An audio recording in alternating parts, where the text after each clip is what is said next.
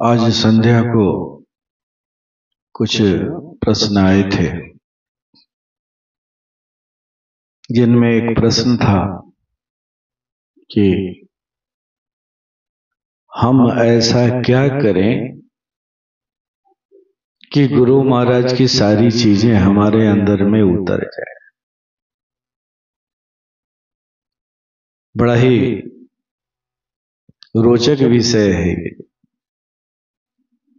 और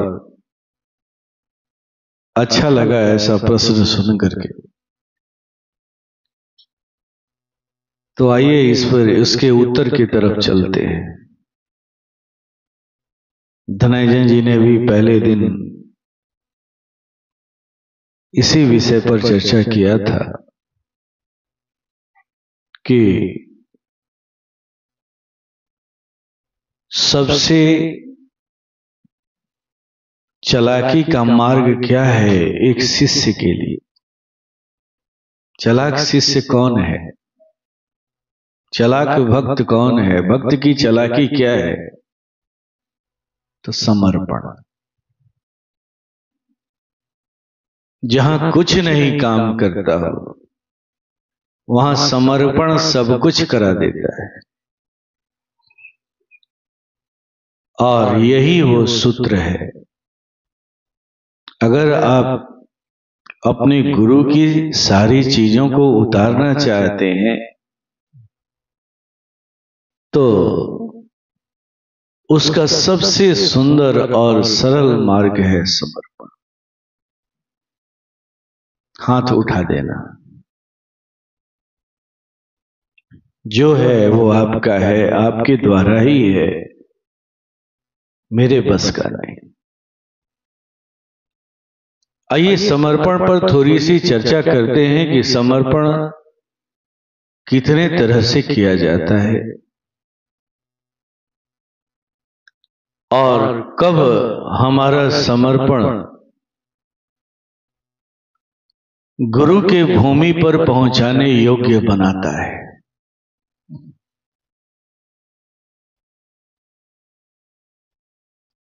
पहला समर्पण है पशुता का समर्पण। हमारी पशुता क्या है? तो हमारा काम, हमारा क्रोध, हमारा लोभ, हमारा मद, या ये कहें कि हमारी हस्ती। चाहे वो हमारी हस्ती काम से बनी हो, क्रोध से बनी हो, लोभ से बनी हो, मोह से बनी हो, मद से बनी हो।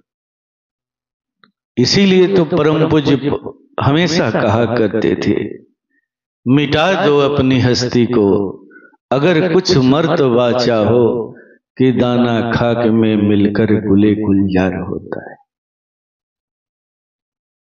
अगर कुछ चाहती हो, कुछ बनना चाहते हो, तो सबसे पहला ये समर्पण है कि तुम्हें अपनी हस्ती को मिटाना हो।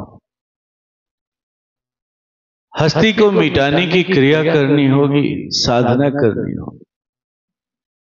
ये भी एक समर्पण है। हम जो साधना अभी कर रहे थे वो इसी का तो समर्पण, इसी की तो साधना है, इसी का तो समर्पण है। पहला समर्पण इसी का होता है। हम खो जाते,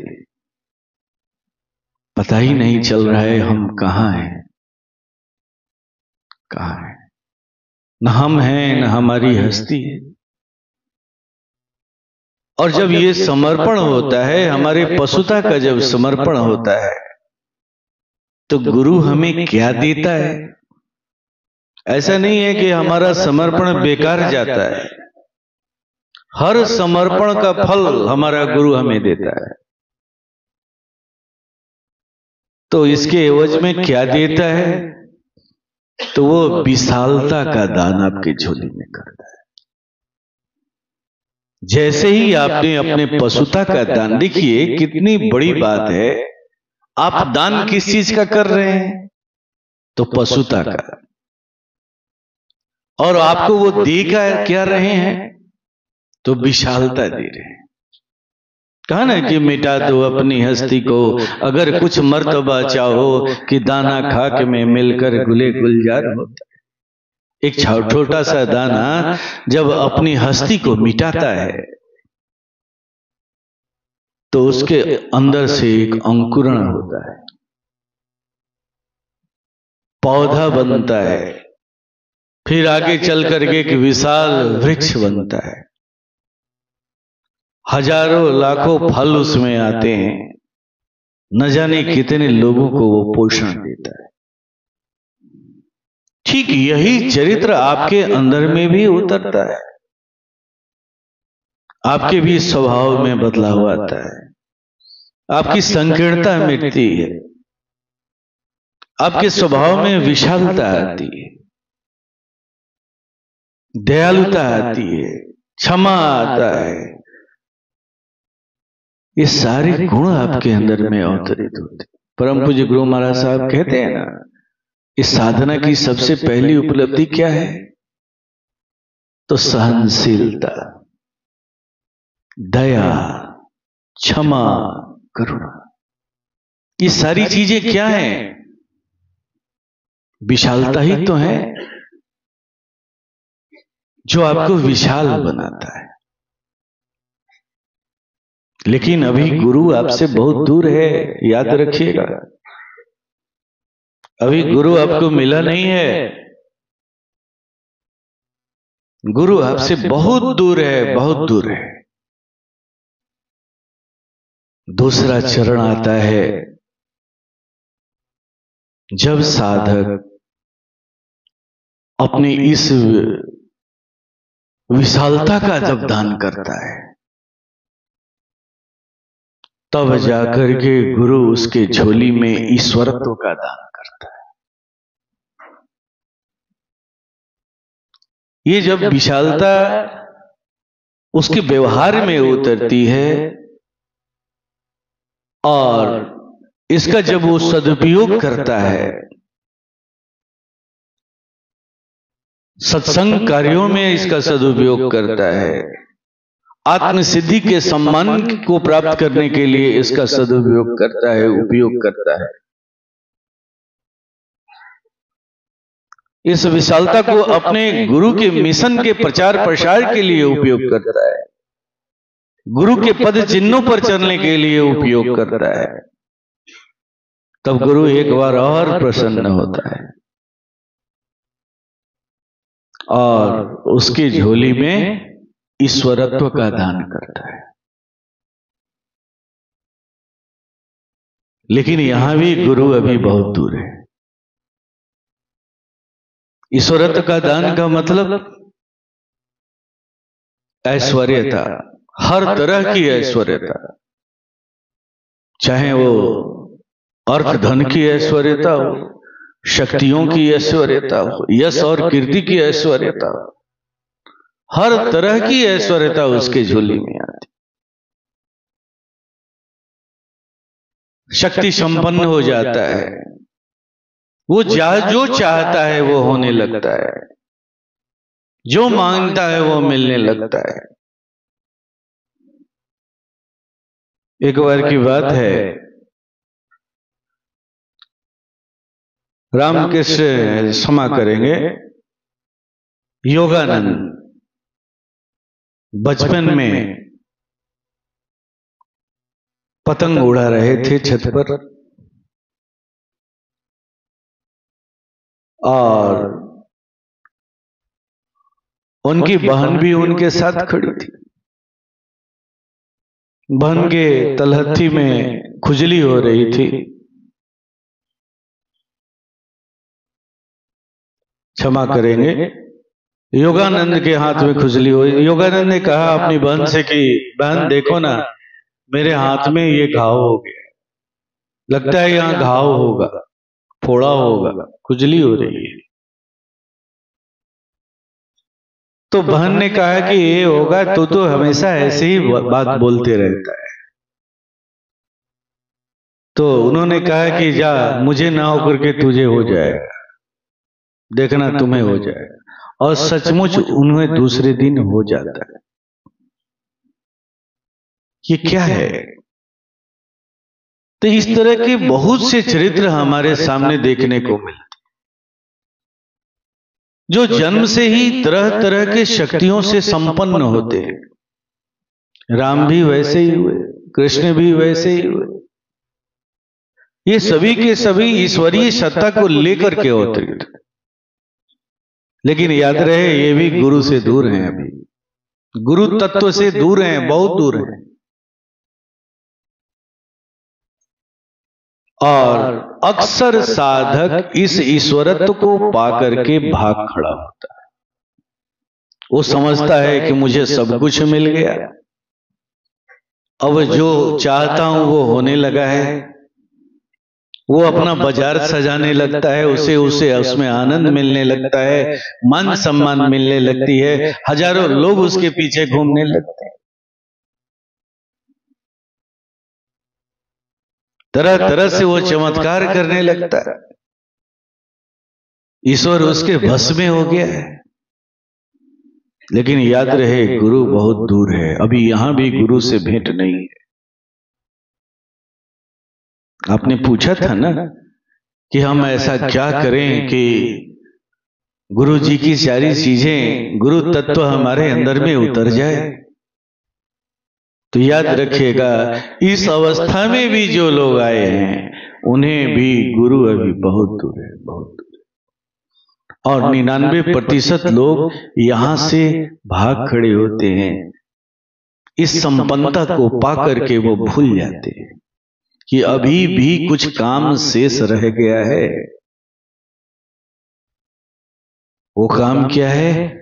तो इस ईश्वर तत्व को भी समर्पित करना है, अर्पित करना, इसे भी दान देना है, अपने गुरु को चढ़ाना है। राम को अपने जीवन में अगर गुरु की जरूरत पड़ी तो इसीलिए पड़ी। कृष्ण को भी अपने जीवन में गुरु की जरूरत पड़ी तो इसीलिए पड़ी, वरना तो वो जन्म से ही सब हर तरह के शक्ति से संपन्न थे। क्या जरूरत थी उन्हें गुरु की? इसीलिए जरूरत पड़ी कि गुरु तत्व उनके अंदर में उतर सके। और जब तक गुरु तत्व उतर नहीं जाता है तब तक आप अधूरे हैं, अधूरे, आपकी भक्ति अधूरी है।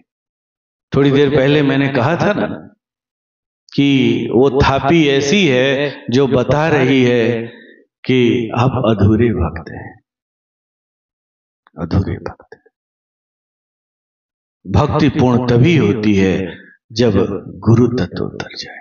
और गुरु तत्व कब उतरता है? तो जब हम उस ईश्वरत्व को पाकर के भी पुनः उसे अपने गुरु को अर्पित करते, चढ़ा देते।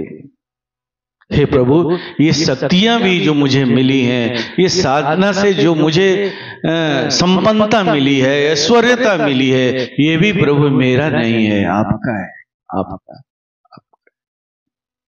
जो इस बात को याद रखते, हमेशा उन्हें अर्पित किए रहते, तब जाकर के गुरु अपनी गुरुता का दान करता है। इसके पहले गुरु सब कुछ दे देता है, अपनी गुरुता नहीं देता है, अपनी गुरुता से दूर रखता है। यही है अपने गुरु के सारी चीजों को उतारने की कला, उतारने का पैमाना, समर्पण।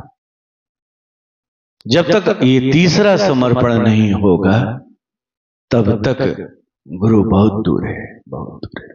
गुरु की सारी चीजें मिल जाएगी आपको, सारी संपन्नता मिल जाएगी, लेकिन गुरु तत्व नहीं मिलने वाला जो सबसे अनमोल है।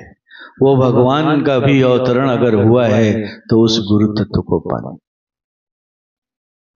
और इस गुरु तत्व को पाकर ही वे पूर्ण हुए। इसीलिए जब एक गुरु शरीर छोड़ करके यहां से हम जाते हैं तो हम कहते हैं कि वो महानिर्वाण को प्राप्त हो। निर्वाण ही नहीं, महानिर्वाण को प्राप्त। कोई काम उनका अधूरा नहीं रह गया, सब कुछ पूरा करके वो चले। अगर फिर कभी वो आएंगे भी तो राम और कृष्ण के रूप में, एक अवतार के रूप में। ऐसे ही रहे हमारे परम आराध्य पूज्य गुरुदेव। ऐसे महाप्रभु की यहां पूर्ण उपस्थिति है, ये सभा बता रही है कि उनकी उपस्थिति है। आइए प्रार्थना करते हैं कि हे प्रभु, हम सब अबोध हैं, हम सबसे जो भी भूल चूक हुआ हो क्षमा करेंगे प्रभु, और हमेशा हमें मार्गदर्शन देते रहेंगे। आपने जो पथ निर्धारित किया है, जो रास्ता निर्धारित किया है, उस पथ पर हम सब चलते रहें। चलते में गलतियां भी होंगी, फिर भी आप प्रभु क्षमा कर देना, हमें मार्गदर्शन किसी न किसी रूप में देते रहना प्रभु। आइए इसी प्रार्थना के साथ कुछ नैवेद्य सामग्रियां रखी हुई हैं, अपने प्रभु को अर्पित करें और एक बार पुनः प्रार्थना करें कि हे प्रभु, आप हम पर हमेशा दया बनाए रखना, कृपा बनाए रखना, आपके पथ पर हम सब अनवरत चलते रहें, ऐसी शक्ति देना, ऐसी शक्ति।